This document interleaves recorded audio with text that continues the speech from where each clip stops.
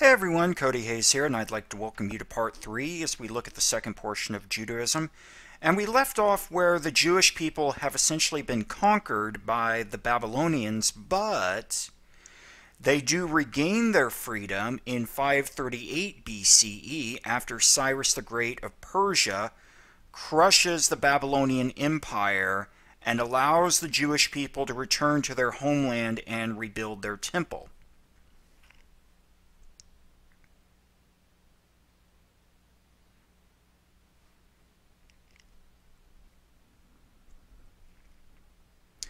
The image that I have on the screen is of Cyrus the Great of Persia. Persia would now be modern-day Iran.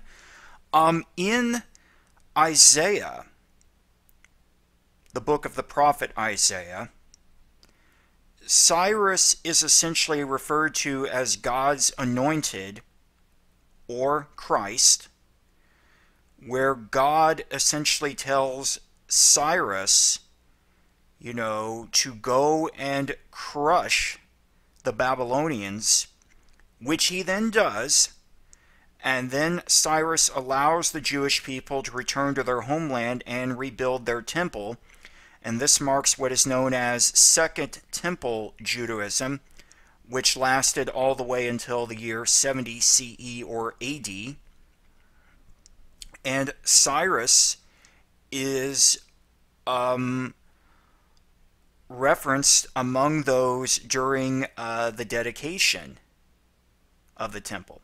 So he is very heavily praised in Jewish literature. Now, historians discovered, and this would have been in the later part of the 19th century, I believe the date is 1879, with what is known as Cyrus's cylinder.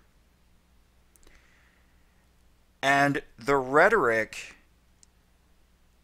in that particular cylinder, the text is very similar to what is found in Isaiah, but the main difference is that it's not the Abrahamic God, Yahweh, essentially asking Cyrus to crush the Babylonians.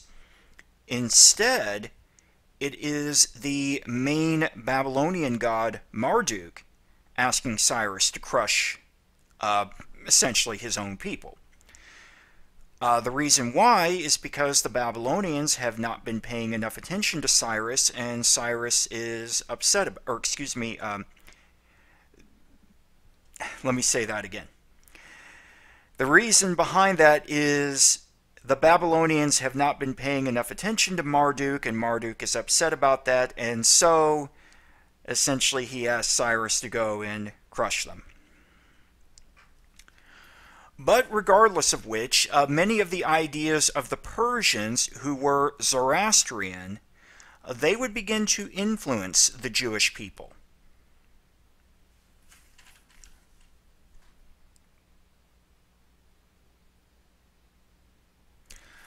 Zoroastrianism, which was the name of the religion that comes from the prophet Zoroaster, this was the dominant religion in Persia / Iran until Islam in the 7th century CE or AD. But some of the ideas that the Persians, or more specifically you can say Zoroastrians, have would begin to influence the Jewish people. And a main reason why, they would is because, these guys liberated them.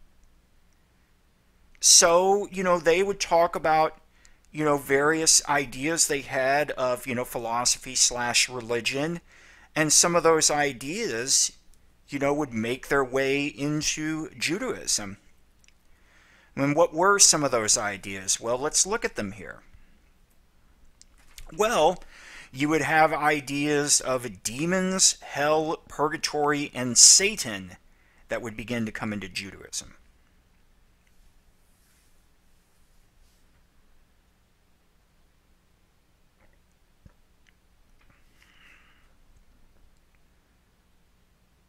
The Zoroastrians, they had this notion that you have essentially the sons of light versus the sons of darkness.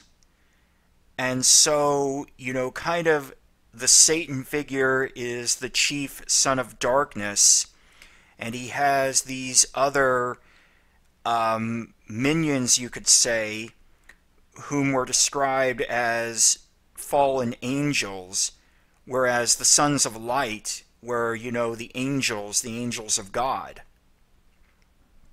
God's heavenly court, you could say. The ideas, they also had, I should say, notions of fire as both a form of purification and of punishment. So there's where you get a concept of purgatory and then hell. But eventually the ideas of, the demons, hell, purgatory, and especially, notice that word is in italics, especially Satan, would leave Judaism, but these ideas would remain in Christianity, and they would later enter into Islam.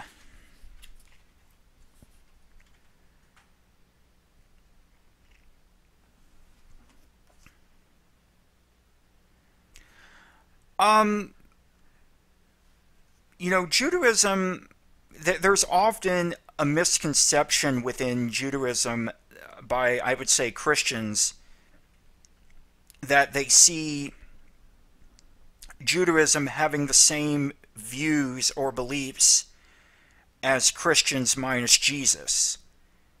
And that's not true.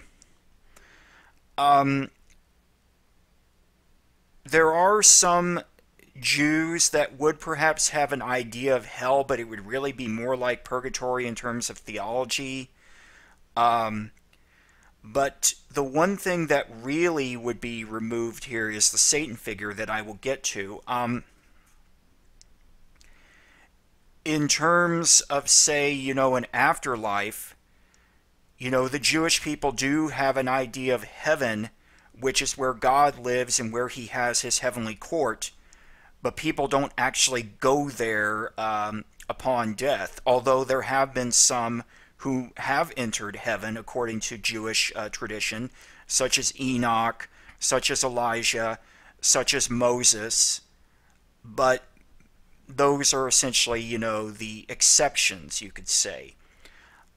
In terms of, say, a type of afterlife, the notion that the Jewish people has that, everybody kind of ends up at the same place and God is essentially around them, more or less. But the one thing that's really heavily rejected is, the Satan figure that you would see, in Christianity and in Islam. And what I want to do is I'm going to read a portion here of, what is a Jew that I mentioned in the first, lecture video with Judaism. But addressing here the question, do Jews believe literally in Satan?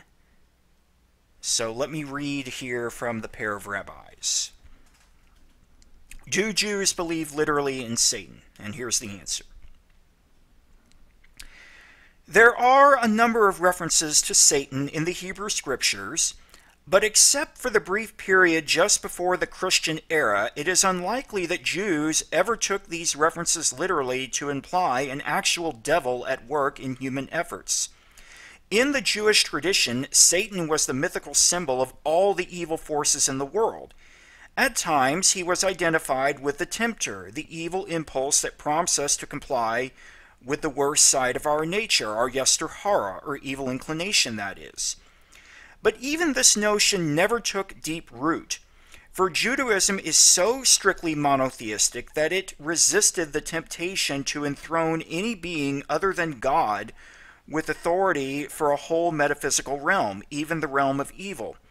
Thus the rabbis insisted that God is the creator of both good and, in some way that we do not understand, evil, and that all that exists had its origin in God, no one else. There can be no satanic dominion. For all that is falls under God's control, no one else's. God's dominion alone is real. In the book of Job, a very late biblical account influenced by Greek thought, Satan does appear as an adversary who begrudges human contentment and well-being and who directly brings about Job's misery.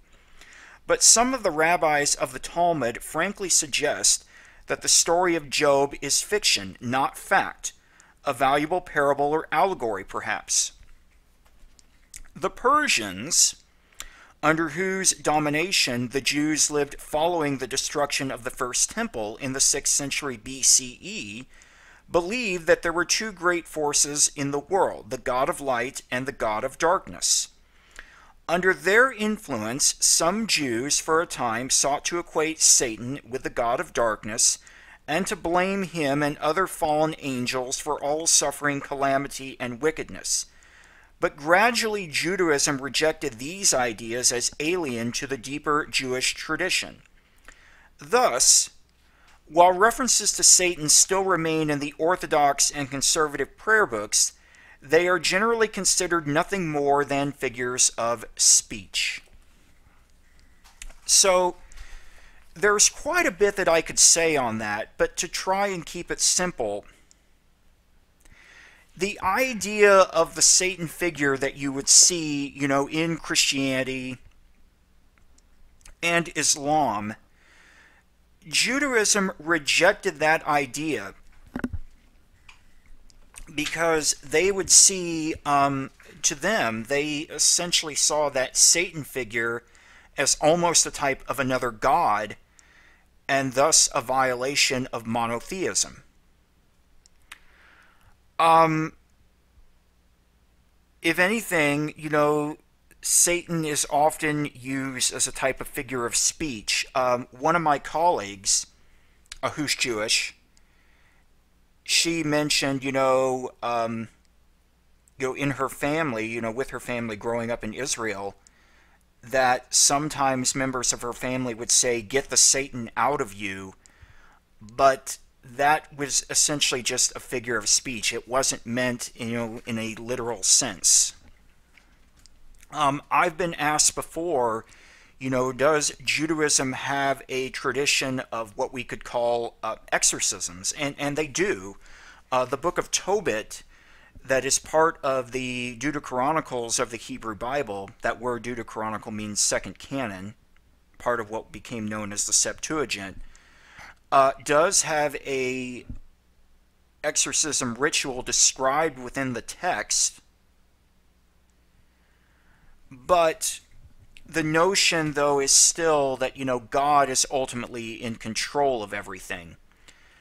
To perhaps think of it another way, in the King books, when Saul loses divine favor to David, God sends this wicked spirit to come and harass Saul. And whenever David would play his harp, God would send the wicked spirit away. But in the scenario, God is the one in control. That God was the person that sent the wicked spirit, the demon you could say, and then God was also the person that sent it away. So, well, we're going to need to stop here, and then when we come back, we will continue on with the lecture over the first portion of Judaism. Second portion of Judaism. So, take care. I will symbolically see you then.